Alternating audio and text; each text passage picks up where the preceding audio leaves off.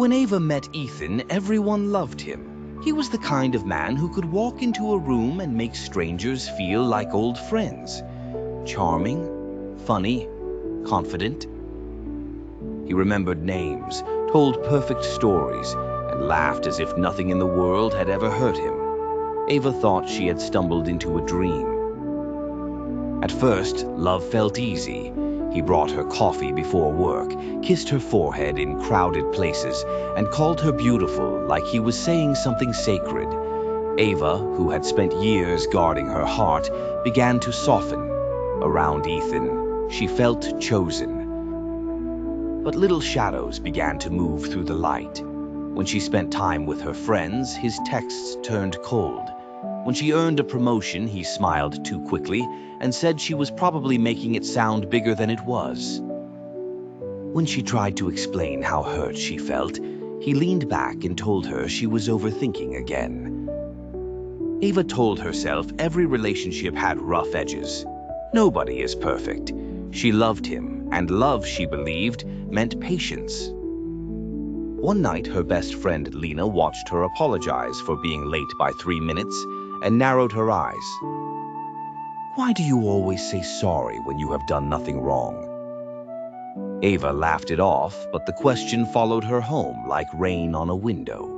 She stood in the kitchen long after Ethan had fallen asleep, staring at his reflection in the dark glass.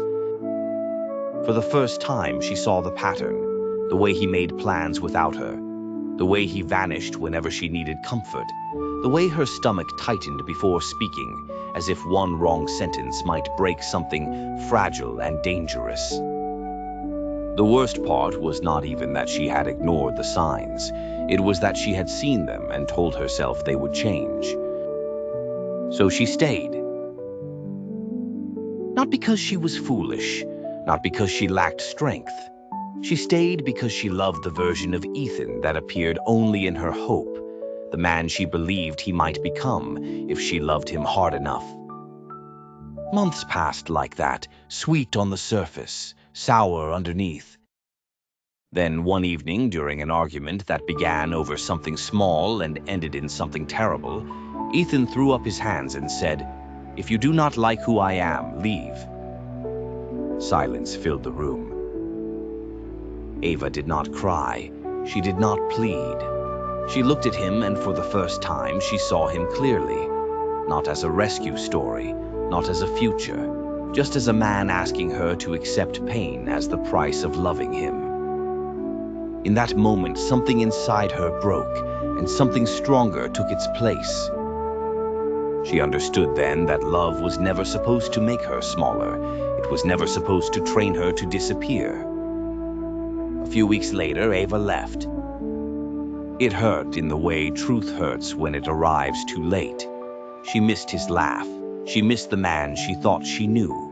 Some nights she sobbed into her pillow and wondered if she had destroyed something precious.